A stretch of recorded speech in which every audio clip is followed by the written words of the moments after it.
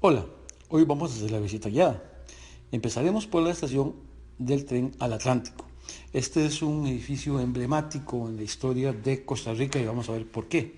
Es un edificio ecléctico de un estilo neoclasicismo barroco victoriano que fue diseñado por Jaime Carranza y fue inaugurado en 1908 y que la construcción de este edificio obedeció a la imperiosa necesidad de una vía que comunicara el Valle Central con Limón. Acordémonos que en esa época, a finales de 1900 y resto, no había una forma de comunicación, no había una vía de comunicación entre San José y Limón. Y era necesaria esa vía para poder sacar el café. Acordémonos que el café que comenzó a producirse, sobre todo en el Valle Central de Costa Rica, se sacaba vía Punta Arenas, pero ese era un camino muy largo, lleno de escollos, porque tenían que sacar el café de la capital o del Valle Central a Punta Arenas y de ahí por barco en el mar, bajando por hacia Panamá, Perú, Ecuador, Argentina, Cabo de Hornos, Brasil y llegar al Caribe para luego enrumbarse a Europa.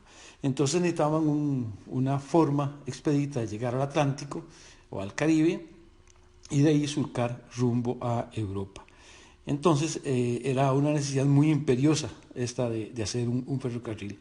Entonces se contrató o se hizo una alianza, un contrato que se llamaba Soto-Kit entre el presidente de la República, Bernardo Soto, y el empresario estadounidense Minor C. Kit, Minor Cooper Kit. Y la idea era que don Minor Cooper Kit construyera un ferrocarril que uniera precisamente a San José con Limón. El pesquito se firmó y se construyó la vía férrea, con lo cual abarató muchísimo los costos de la comercialización del café. Acordémonos que la comercialización era uno de los elementos básicos en la producción del café, otra era la producción en sí del café, la torrefacción y finalmente la comercialización. Entonces se construyó esta vía férrea y la estación principal o la estación en la capital va a estar en el edificio de la estación al Atlántico.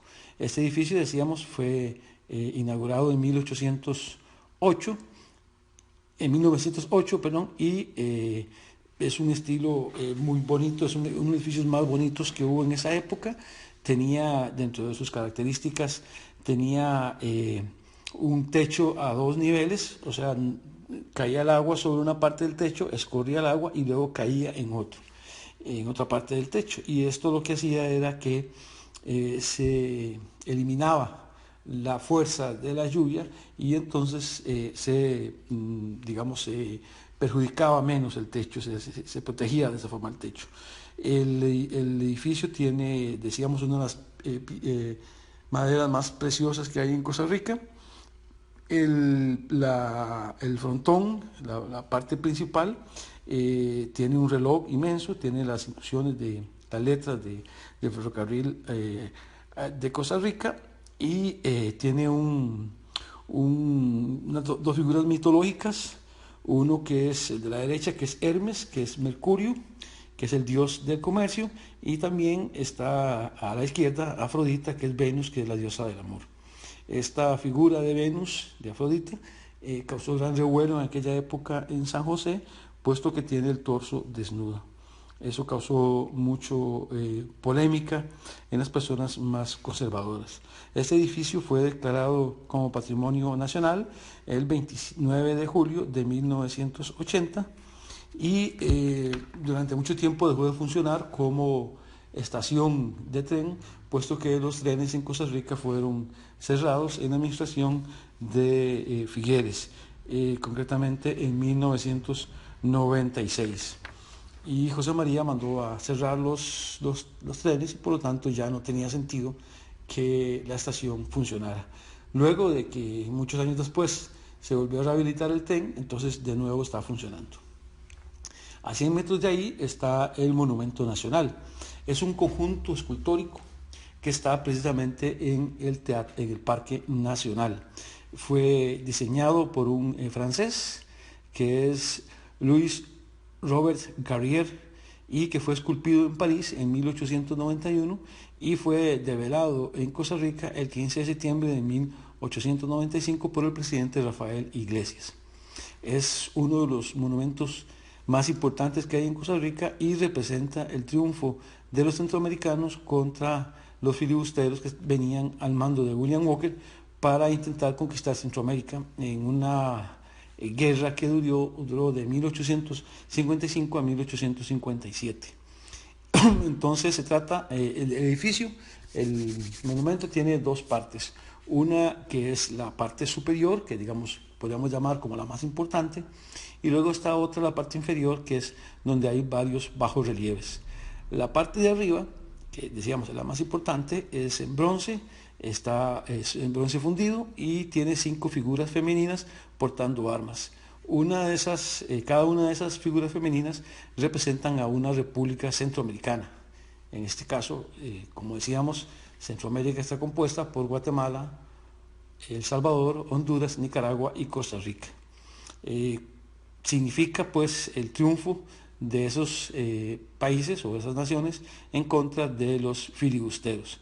La figura predominante en esas figuras femeninas es la de Costa Rica, que tiene una bandera, está empuñando una bandera, y sostiene a Nicaragua, que tiene la espada rota y que tiene la cabeza cubierta, en señal de que Costa Rica fue a proteger a Nicaragua en contra de los filibusteros. Aparece Guatemala con el hacha, El Salvador con la espada y Honduras con el arco y las flechas. También se ve a un invasor que huye, que es representado por William Walker, y también están los muertos, o uno de los muertos, digamos, que representan a los caídos. En la parte de abajo del pedestal están los 4 bajorrelieves.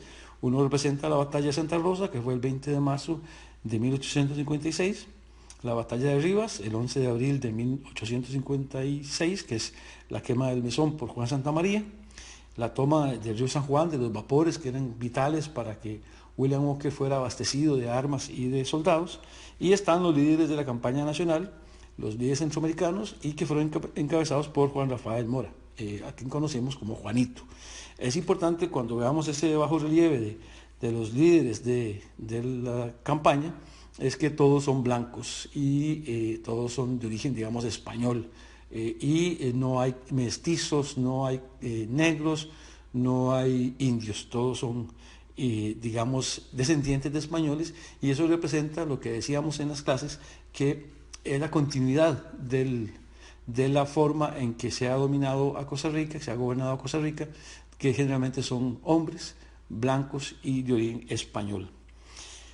Casi al frente de este edificio está la Biblioteca Nacional. La Biblioteca Nacional lleva el nombre de Miguel Obregón, que es un historiador que dedicó toda su vida al estudio de la historia y de la educación en Costa Rica, y fue fundada el 13 de octubre de 1888. Quizá aquí lo importante de este edificio, recalcar, es que representa ese espíritu vital en la sociedad costarricense, que es la preocupación por la educación. Y hemos dicho en clases, y queríamos reafirmarlo acá, de que en Costa Rica hubo una preocupación desde hace mucho tiempo porque la gente supiera leer y escribir, por la educación, por la instrucción de la gente. Y que esa es una de las grandes diferencias que tiene tiene Costa Rica respecto a los demás países de Centroamérica y de América Latina. Entonces la biblioteca es un lugar donde obviamente hay ciencia, hay conocimiento. Acordémonos que la biblioteca es pública, cualquier persona puede ingresar solo portando su cédula o su pasaporte. Tiene acceso al más grande, al más amplio acervo cultural de Costa Rica. En la Biblioteca Nacional se encuentran todos los periódicos que se han impreso en Costa Rica desde tiempos inmemoriales. También están todas las tesis que se publican en Costa Rica. Por ley, cuando uno hace la tesis, tiene que dar 3 copias. Una se queda en la facultad de la universidad, otra en la universidad y otra en la Biblioteca Nacional. Además, la biblioteca se especializa por adquirir, toda persona que escriba un libro tiene una obligación, en Costa Rica tiene una obligación de llevar una copia a la Biblioteca Nacional. Además, los funcionarios de la biblioteca constantemente están comprando, adquiriendo libros a nivel de fuera del país, sobre variados temas. Y lo importante entonces es que ahí están todos los temas publicados en Costa Rica y muchos de los publicados en el extranjero están ahí, lo cual ha sido vital para la confección de tesis de casi todas las personas que han hecho grado y pregrado en Costa Rica. En épocas recientes, cuando no había internet, la biblioteca era como el lugar obligatorio para ir a conseguir conocimiento. Bajando un poquito, llegamos al Tribunal Supremo de Elecciones. Es el órgano, digamos, la máxima autoridad electoral en Costa Rica. Se creó luego de la Guerra Civil del 48, concretamente en 1949, y goza de un gran prestigio a nivel de todos los costarricenses, y eso hace que sus fallos sean acatados por la mayoría o por todos los involucrados en las luchas electorales. Eso es que a nadie se le ocurre, si pierde una elección, digamos, aducir que hubo fraude. Por más que perdas y por más que sea el estrecho, o por más estrecho que sea el margen de la derrota, digamos, en segunda ronda, todo el mundo acata la disposición del tribunal porque se considera que es justo. Al frente o diagonal está la Fábrica Nacional de Licores. Es un edificio inmenso que fue creado, fue, digamos, el decreto que le dio creación, se firmó el 12 de septiembre de 1850, y lo que pretende es la construcción o la edificación de la Fábrica Nacional de Licores. Esto se dio porque antes de que se construyera la Fábrica Nacional de Licores, todas las personas tenían derecho a hacer su propio licor, y eso ocasionaba graves prejuicios de salud, porque muchas veces el licor que se producía era, digamos, adulterado. Existía la idea o la práctica de que para aligerar la fermentación de la caña de azúcar, del cual se hace el licor o el alcohol, se aligeraba, se aceleraba si se le echaban impurezas a los alambiques, donde se hacía el licor. Entonces se le echaban animales muertos, baterías de foco, etc. Eso ocasionaba que mucha gente se intoxicaba y que muriera. Entonces, ante eso, el Estado decidió prohibir que las personas tuvieran la posibilidad de fabricar su propio licor, y se montó esa fábrica que tendría el monopolio de la producción de café, de licor. Además, acordémonos que el Estado necesitaba recursos, y entonces esta fábrica vino a dar un gran contenido económico al Estado, porque va a tener mucho ingreso económico. Esa Fábrica Nacional de Licores luego se pasó a Grecia entre 1981 y 1996, se trasladó a Grecia, y a partir de esa época ahí se diseñó o se creó o se edificó el Centro Nacional de Cultura, el CENAC. Ahí está ahora el Ministerio de Cultura o algunas de las oficinas del Ministerio de Cultura, y también hay salones para exposiciones, para museos, para hacer danza, para hacer conciertos, etc. Si bajamos un poquito más, llegamos al Parque España. Ahí al frente va a estar el Instituto Nacional de Seguros, que fue creado en 1924 en el gobierno de Ricardo Jiménez, y que fue 3 veces presidente de Costa Rica, y el único costarricense que ha sido presidente de los 3 supremos poderes, de la Corte Suprema de Justicia, de la Asamblea Legislativa y de la Presidencia de la República. Y fue creado a instancia de su primo y segundo vicepresidente, Jorge Bolio Jiménez, conocido como el general Bolio, que fue el gran fundador del Partido Reformista, que fue uno de los elementos más importantes que cuestionaron el Estado agroexportador que tenía Costa Rica en esa época. Casi a la par está el edificio metálico, que fue construido en 1896, y que ahora es un centro, bueno, siempre ha sido un centro de estudios, una escuela muy importante. Este edificio básicamente fue diseñado, fue construido en Bélgica y trasladado en barco a Costa Rica. Pesa aproximadamente 1000 toneladas, y es todo de metal, por eso se llama el edificio metálico. Y cada una de las piezas es como un Lego, cada una de las piezas es independiente y se debió armar en Costa Rica, con la salvedad o con la importancia de que se fue hecho en Bélgica, transportado en barco, y cuando llegó a Costa Rica, en Costa Rica no había, digamos, personas expertas en ese tipo de material, porque aquí no se trabajaba el hierro, se trabajaba la madera, básicamente, y bueno, se tuvo que hacer un gran esfuerzo para terminar de armarlo. Caminando un poquito más, llegamos al el Parque Morazán. El Parque Morazán es emblemático en Costa Rica porque en época muy lejana era un pantano, era un suampo, y ahí se fue secado por la Municipalidad de San José y se creó este parque que vemos ahora en el centro de San José. Fue un lugar de gran bullicio en la Costa Rica de los siglos pasados. Era un centro, era un tránsito obligatorio para la gente que venía o iba hacia la Biblioteca Nacional, hacia la Estación del Atlántico, hacia la Presidencia de la República, que estaba por ahí, hacia la comisaría más importante de policía, que también estaba por ahí. Y entonces era como el paso obligado y representaba, digamos, un gran área de efervescencia, de vivencia social. El Parque Morazán, el puro centro, está tomado por un templo de la música, que es digamos, algo parecido a lo que hay el Templo del Amor y de la Música en Versalles, en el Palacio de Versalles en París, en Francia, perdón, y era un sitio de gran trascendencia. Quizás para resumirlo, podemos decir que ahí se dieron muchos discursos presidenciales, ahí hubo muchos conciertos de música. Acordémonos que hasta hace muy poco tiempo la única forma de oír música era en vivo, es decir, no habían tocadiscos, ni grabadoras, ni celulares, ni iPhone, ni ningún tipo de reproductor de música. Entonces lo que se hacía era que en el Templo de la Música la municipalidad agendaba conciertos, seguramente los domingos, y entonces la única forma que tenían los josefinos de oír música era ir ahí y escuchar la música en vivo. Es importante recalcar que muchas de esas actividades se llamaban retretas, donde había música y al rato también había juego de pólvora.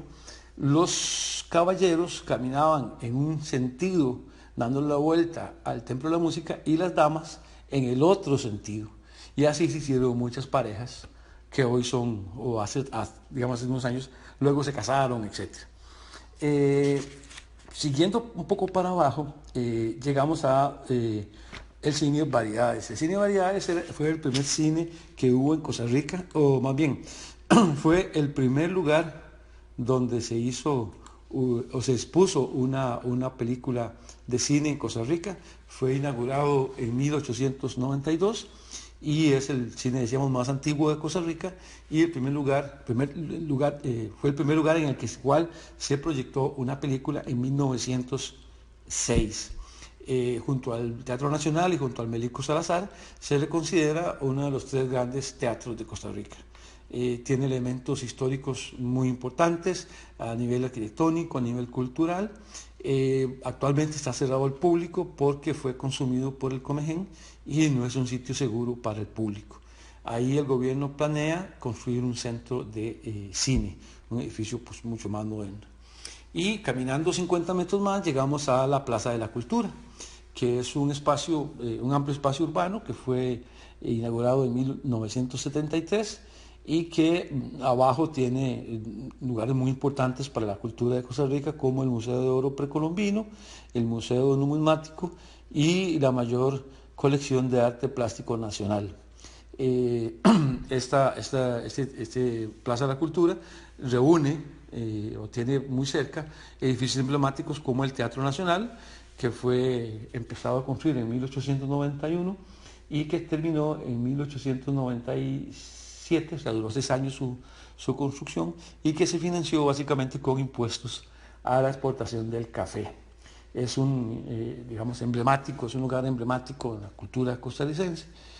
A la par o al frente tenemos el Gran Hotel Costa Rica, que fue construido en 1930 durante el gobierno de Cleto González Víquez y que fue un esfuerzo del gobierno y de la empresa privada por tener un lugar, digamos, acorde a los visitantes. Y entonces fue uno de los primeros hoteles que se creó en Costa Rica y que ha tenido gran prestigio a nivel internacional y que ha sido muy usada. Bueno, ese es más o menos un rápido vistazo a los sitios o a algunos sitios muy importantes en la cultura de Costa Rica que están en el centro de San José. Muchas gracias, nos vemos.